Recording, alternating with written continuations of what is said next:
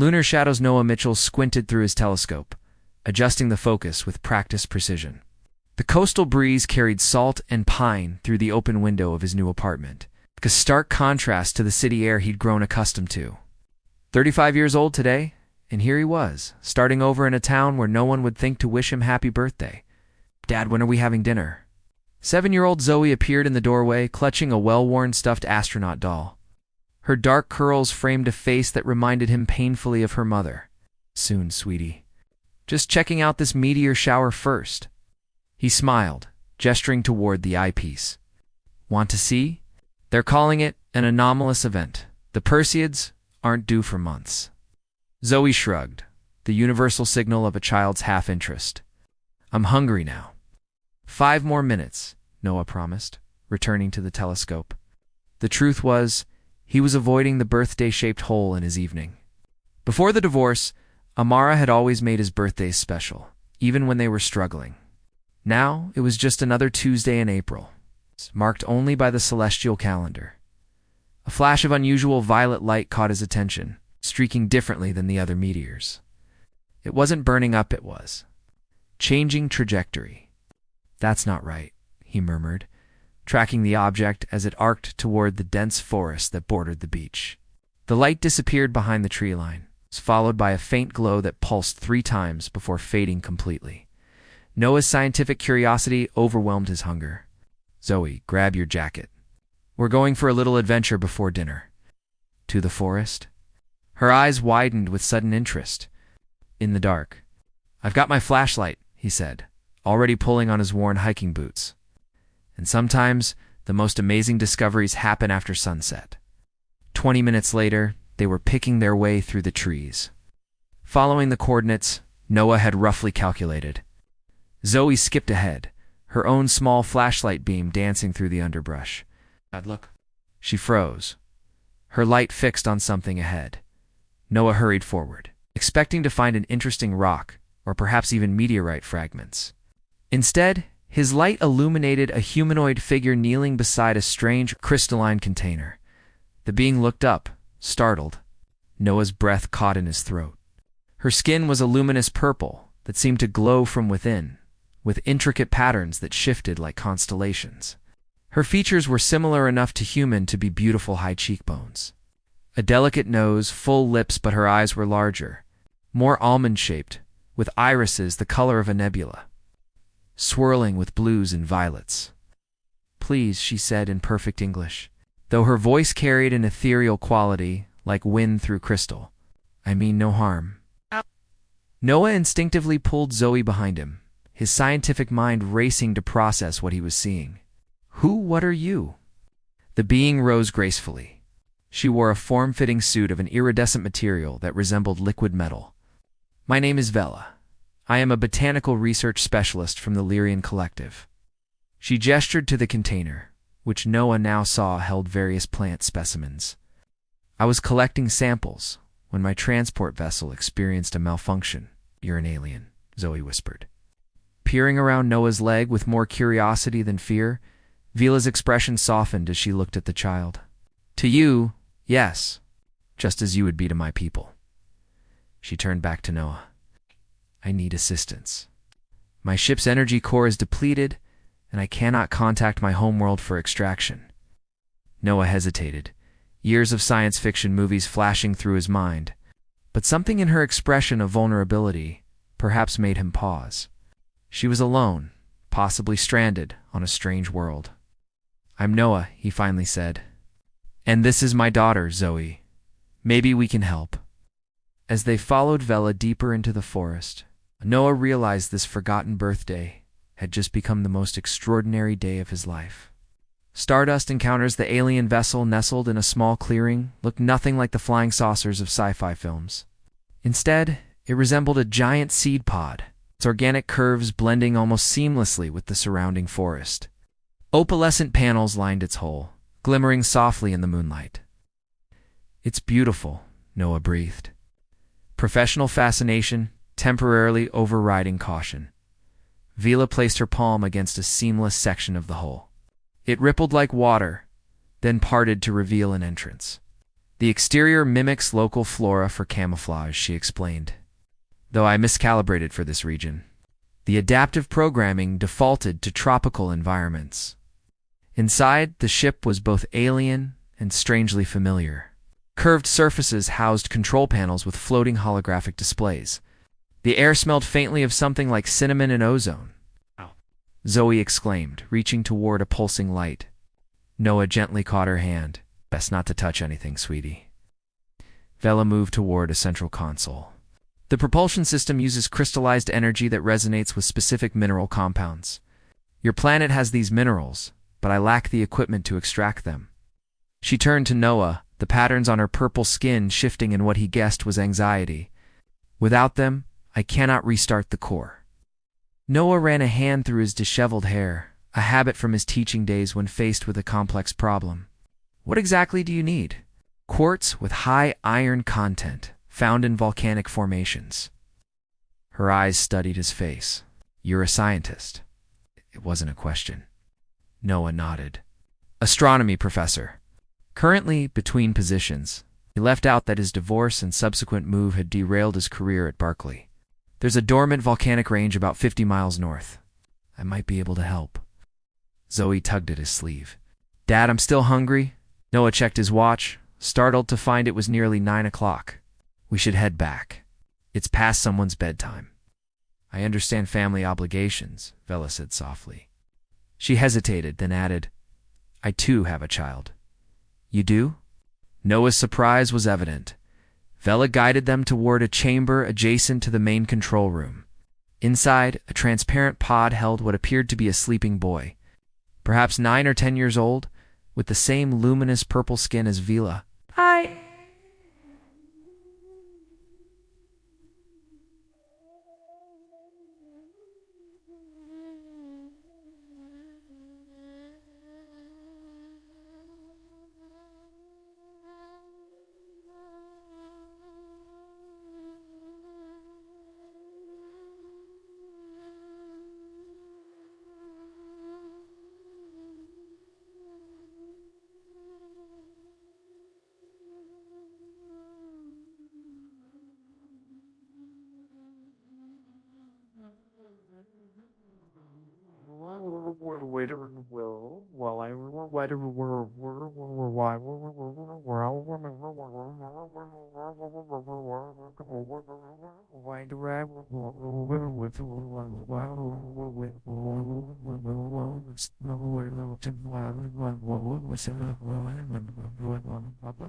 "Orion.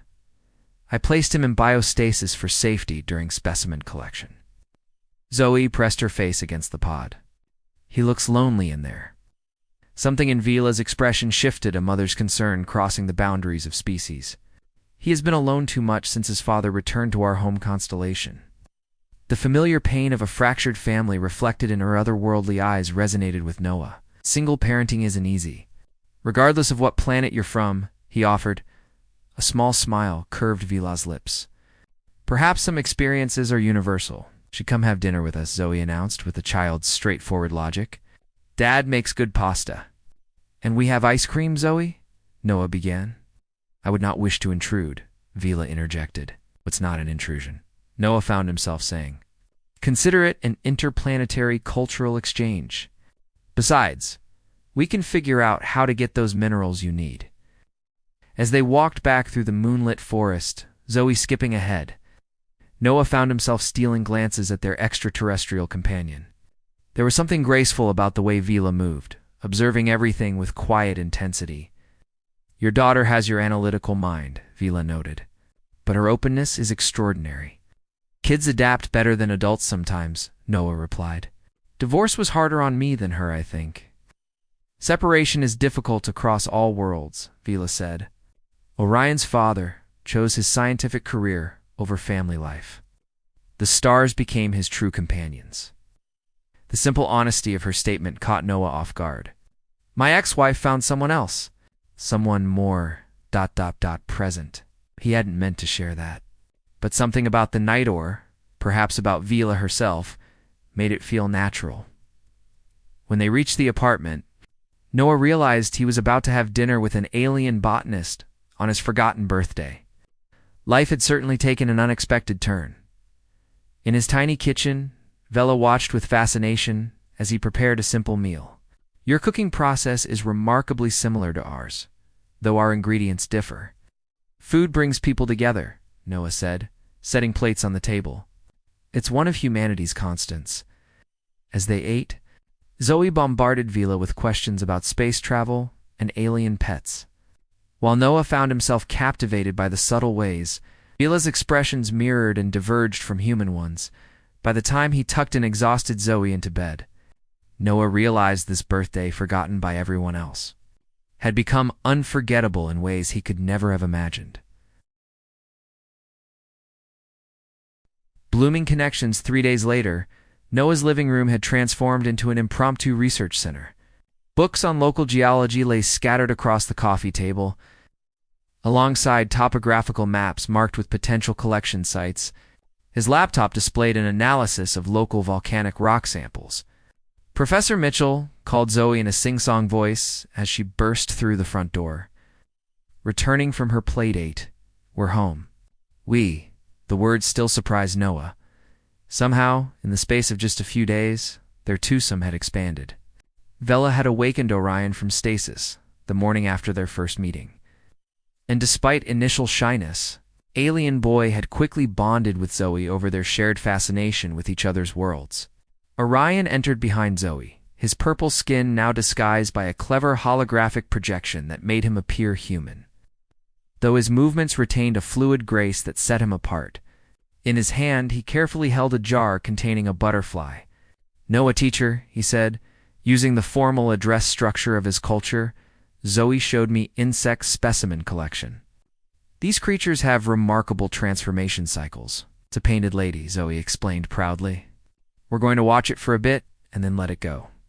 Orion says on his planet, they have butterflies with 6 wings that glow in the dark. Noah smiled at their enthusiasm. That sounds amazing. Why don't you two set up an observation area on the balcony? As the children hurried off, Vela emerged from the spare bedroom where she'd been communicating with her ship's systems remotely. The subtle patterns on her skin shifted in what Noah had learned to recognize as excitement. The mineral composition you identified should work, she said. Your understanding of crystalline structures is impressive for... She paused, catching herself. For a primitive earthling, Noah finished with a teasing smile. Vela's skin flushed a deeper purple, the equivalent of a blush. I meant no offense. Your scientific advancement is quite remarkable considering your civilization's age. I'm just giving you a hard time, Noah assured her. I've arranged for us to visit the volcanic site tomorrow. A colleague owes me a favor and won't ask too many questions about my sudden interest in mineralogy. Vela moved to the window, watching the children on the balcony. Orion has never adapted to someone outside our species so quickly. He was always ... solitary. Zoe too, Noah said, joining her. Since the divorce, she's been hesitant to make new friends. I worried about the move affecting her even more. Their hands rested side by side on the windowsill, nearly touching. Noah found himself acutely aware of the small distance between them. Your kindness to us, Vela began, is entirely selfish, Noah interrupted softly. These have been the most interesting days of my life. Something shifted in the atmosphere between them. A gravitational pull that had nothing to do with science and everything to do with the universal language of attraction. When Vela turned to face him, her nebula eyes seemed to contain entire galaxies. On my world, she said quietly, we believe that certain souls are composed of the same stellar material, drawn together across time and space. Noah's heart raced as he found himself leaning closer. As an astronomer, I should point out that technically, we're all made of stardust. Then perhaps it's not so strange that we found each other, Vela whispered. The moment hung between them, fragile as a soap bubble. Then Zoe's delighted laughter from the balcony broke the spell. They stepped apart, both slightly dazed by the intensity of the connection. That evening, after a dinner filled with animated conversation about the differences and similarities between their worlds, Noah found Vela alone on the balcony, gazing at the stars. Can you see your home from here? He asked, offering her a mug of the herbal tea she'd grown fond of. She pointed to a cluster of stars near Cassiopeia. There, though the light you see left there long before I was born. The ultimate long-distance relationship, Noah said, then immediately regretted his presumptuousness. But Vila's expression softened. Distance is relative, Noah. In many ways, you feel closer than my own people ever did. As they stood side by side beneath the vast canopy of stars, Noah realized that his heart, which he had carefully locked away after his divorce, was opening again, reaching toward a connection more unexpected and more profound than he could have ever imagined. Celestial intimacy, the volcanic highlands stretched before them, ancient stone formations jutting toward the sky like gnarled fingers. Noah guided his old Jeep along the narrow access road, glancing occasionally at Vila in the passenger seat. She had forgone her holographic disguise out here, away from curious eyes, and the morning sunlight played across her purple skin, creating iridescent highlights that took his breath away. "The children are enjoying their day with your neighbor?" Vela asked, her gaze fixed on the landscape rushing past. "Mrs. Calloway used to be a schoolteacher. She thinks Orion is my nephew visiting from abroad." Noah smiled. "She's been trying to match me with her daughter since I moved in. So she was suspiciously eager to help when I mentioned I needed a day for ... research." Vila's skin rippled with patterns that Noah had come to recognize as amusement. "On my world, community members often attempt similar matchmaking rituals. Some biological imperatives seem universal. A casual mention of matchmaking hung between them. Charged with unspoken possibility, they parked at the base of a promising outcropping and hiked upward, scientific equipment in their backpacks. As they climbed, Noah found himself repeatedly offering his hand to help Vila navigate the steeper sections, not because she needed assistance, but because each brief touch sent electricity coursing through him. By midday, they had collected several promising samples. The specialized crystals carefully stored in protective containers, they sat at the summit, sharing the lunch Noah had packed. With a panoramic view of forests meeting ocean on the horizon. "Your planet has such dramatic contrasts," Vela observed, breathing deeply of the clear mountain air. "My world is more uniform, primarily oceanic, with scattered archipelagos. Do you miss it?" Noah asked, studying her profile against the sky. Vila considered this. "I miss certain aspects. The phosphorescent tides. The harmonics of our communal gatherings." She turned to face him directly. "But my research has always taken me away from home. Orion has never known stability, only whatever temporary accommodations my work provides. That's partly why I accepted the position at the community college here," Noah confessed. "After the divorce, Zoe needed roots more than I needed prestige. Berkeley was my dream, but..." "You chose your child's needs over your ambition," Vela finished. "As did I in my way. Orion's father could not make that choice." Their eyes held, a current of understanding flowing between them that transcended their biological differences. Noah found himself leaning forward, drawn by an irresistible gravity. "I've been wanting to do this since the moment I saw you," he whispered. "As have I," Vila breathed, closing the distance between them. Their lips met tentatively at first, then with growing confidence. Her skin was warmer than he expected, with a subtle vibration that sent tingles through his entire body. The kiss deepened, years of loneliness dissolving in the heat of connection. When they finally parted, the patterns on Vila's skin were pulsing rapidly, her nebula eyes luminous with emotion. "That was..." "Yeah," Noah agreed. Equally breathless, they made their way back to the Jeep, in comfortable silence, hands intertwined. The collected crystals secure in their packs, their scientific mission accomplished. Alongside a more personal discovery, instead of returning directly to town, Noah drove to a secluded beach he'd discovered during his first weeks after moving. The late afternoon sun cast long shadows across the sand as they walked along the shoreline. "We should have enough crystal material to reactivate your ship's core," Noah said. Watching the waves lapping at their feet, Vela nodded, but her expression had grown distant. "Yes, my mission parameters required a minimum of 30 Earth days for specimen collection. I've been here for 23, 7 days left." The unspoken timeline settled between them like a physical presence. As twilight descended, they built a small driftwood fire on the beach. The flames cast dancing shadows across Vila's features as she explained the constellations from her perspective. Familiar stars arranged into entirely different patterns through alien eyes. In your astronomer's charts, that group forms part of Ursa Major, she said, pointing. My people call it the Voyager Celestial Navigator who travels between worlds, creating connections across the void. I like your version better, Noah murmured, his arm around her shoulders. When their lips met again, it was with the urgency of limited time. Their bodies pressed together beneath the vast canopy of stars that had brought them together across unimaginable distances. Noah's hands traced the luminous patterns on her skin, discovering how they brightened at his touch. Vila's fingers explored the unfamiliar terrain of his body with equal fascination. Their differences became points of discovery rather than barriers. Each new sensation, a shared revelation, there on the cool sand, wrapped in the blanket Noah had brought from the jeep. They moved together in the universe's oldest dance, two souls finding harbor in each other's arms.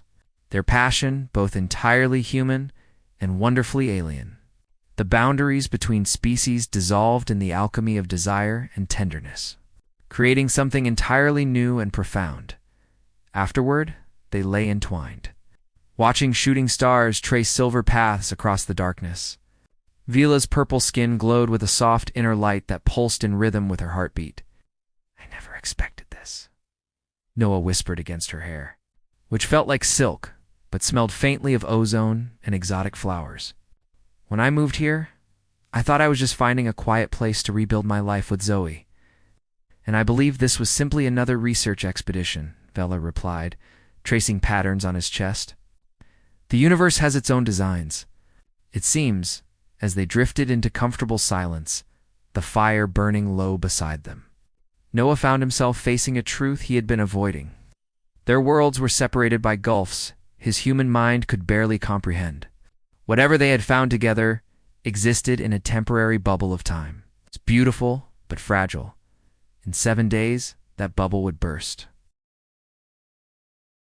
Orbits intertwined. The repaired ship hummed with renewed energy, its crystalline core glowing with a blue-violet light that bathed the control chamber in ethereal radiance. Noah watched as Vela completed the final diagnostics, her fingers dancing over holographic displays that responded to her touch like living things. All systems are functional, she announced, her voice carefully neutral. The communication array is online. I've transmitted my coordinates to the collective. 6 days had passed since their night on the beach. 6 days of stolen moments between his teaching obligations and her final research tasks. 6 days of watching Zoe and Orion become inseparable friends, building elaborate worlds that bridged their different cultures. 6 days of falling more deeply into something neither of them had names for in their respective languages. Tomorrow, the extraction vessel would arrive to collect Vila, Orion, and their specimens. How long before your people arrive? Noah asked, leaning against the curved wall of the ship. Approximately 26 hours. Vila turned to face him, the patterns on her purple skin moving in slow, melancholy waves. They will create a temporary dimensional fold to avoid detection by your planetary monitoring systems. Noah nodded, trying to maintain the scientist's objectivity that had once defined his life. Efficient. Your technology is remarkable. Noah. Vela moved closer, taking his hands in hers. This isn't how I want to spend our final hours together exchanging technical observations like colleagues. The professional facade crumbled. Noah pulled her into his arms, breathing in her alien scent that had become as familiar to him as his own. I don't know how to say goodbye, he confessed. To you, to what we've found. Let's not. Not yet. She led him from the ship, sealing it behind them. Tonight belongs to us, not to our separate futures. They walked hand in hand through the twilight forest, following the path that had become well-worn over the past weeks. Back at the apartment, they found Mrs. Calloway dropping off the children, who were chattering excitedly about their day at the local science museum. I identified inaccuracies in their planetary formation exhibit, Orion was telling Zoe proudly. But I remembered not to correct them aloud, as you instructed. Noah exchanged an amused glance with Vela, teaching an alien child to pass as human had presented unique challenges. After dinner, as the children collaborated on a complex drawing depicting a hybrid of both their worlds, Noah and Vela sat on the balcony, a bottle of wine between them. "What will you tell the collective about Earth?" Noah asked, watching the stars emerge one by one. "That it harbors remarkable biodiversity worthy of preservation." Vela's fingers entwined with his, and that its inhabitants possess unexpected depth. "Will you come back?" The question he'd been avoiding finally escaped. Vela's expression grew complicated. "The collective assigns research destinations. Return missions to the same location are ... uncommon." The weight of astronomical distance settled between them. Millions of light years. Different worlds. Different species. The practical impossibilities of their situation could no longer be ignored. "Dad." Zoe appeared in the doorway, Orion beside her. "We made something for you both." The children presented their drawings, an elaborate schematic showing Earth and Vela's homeworld connected by what appeared to be a wormhole. With stick figures of all four of them holding hands across the gulf. "It's a solution," Orion explained earnestly. "Based on theoretical, transdimensional physics." Zoe contributed the conceptual framework. "We figured out how we can all stay together," Zoe added confidently. Noah felt his throat tighten as he met Vela's glistening eyes over the children's heads. The innocent optimism in the face of cosmic separation was both beautiful and heartbreaking. Later, after the children were asleep, Noah and Vela made love with the desperate intensity of those facing separation. Memorizing each other with hands and lips and whispered words, their bodies communicated what language could not fully express: regret, gratitude, and a connection that defied the rational boundaries of their different origins. In the quiet aftermath, Vela propped herself on one elbow, studying Noah's face in the moonlight filtering through the window. "There is another option," she said softly. "One I've been afraid to voice." Noah's pulse quickened. "Tell me. Come with us." The words hung in the air between them. "You and Zoe, the collective has protocols for integrating compatible species into our research outposts. Your astronomical knowledge would be valued. Zoe would receive an education beyond anything available here. Leave Earth." The enormity of it struck him like a physical blow. "It would mean leaving everything familiar," Vela acknowledged. "Your career, your home planet. But you would see wonders beyond imagination." "Orion needs Zoe's friendship as much as I." She paused, then finished simply, "As much as I need you." Noah stared at the ceiling, mind racing through implications. His position at the community college was temporary. His parents were gone. The divorce had severed most of his social connections. What truly bound him to Earth besides habit and the fear of the unknown? "I would need to think about what's best for Zoe," he said carefully. "Of course," Vela nodded. "The choice must be fully informed. But know that on my world, she would be cherished. Different, yes, but valued for those differences." As dawn approached, Noah made his decision. Not rashly, as he might have in his younger days, but with the measured consideration of a father, a scientist, and a man who had unexpectedly found love in the most improbable circumstances. The next evening, as twilight painted the forest in violet hues that reminded Noah of Vela's skin, they stood in the clearing beside her ship, above them imperceptible to human instruments, but visible through the specialized lenses Vela had given them. A ripple in space marked the arrival of the extraction vessel. Zoe clutched her small suitcase, containing her most treasured possessions. "Are you sure they'll have ice cream where we're going?" she asked for the third time. "No," Noah answered honestly, "but we'll find new favorite things together." Orion took Zoe's free hand. "I will show you the floating gardens and the crystal caves where light sings." Vela's communication device chimed. "They've established the dimensional fold. It's time to transmit our biosignatures." "Wait," Noah said, reaching for his backpack. He pulled out a sealed container and handed it to Vela. "Specimen for your collection. From Earth." She opened it carefully. Inside was a simple potted plant, resilient succulent with star-shaped flowers. "It's called Cosmic Star," Noah explained. "It can adapt to almost any environment with minimal care." The nursery owner said it's nearly impossible to kill. "A fitting metaphor," Vela said softly, understanding the unspoken message. Their connection, like this plant, would adapt and survive the transplantation to a new world. As the extraction beam enveloped them in shimmering light, Noah held Zoe close with one arm, while his other hand clasped Vila's. He took one last look at the Earth's forest around them, the only home he'd ever known. "Are you scared, Dad?" Zoe whispered. Noah smiled, looking not at what they were leaving behind, but at the extraordinary family they had found. "No, sweetheart. I'm not scared. We're just taking a very long trip to meet some new friends." The light intensified, molecules shifting across dimensional barriers. In that moment of transformation, Noah understood that home wasn't a planet or a star system. It was wherever love created its own gravity, pulling souls into orbit around each other. As Earth faded from view, a new constellation of possibilities opened before them, an uncharted universe where differences became strengths and unexpected connections formed the most beautiful patterns of all.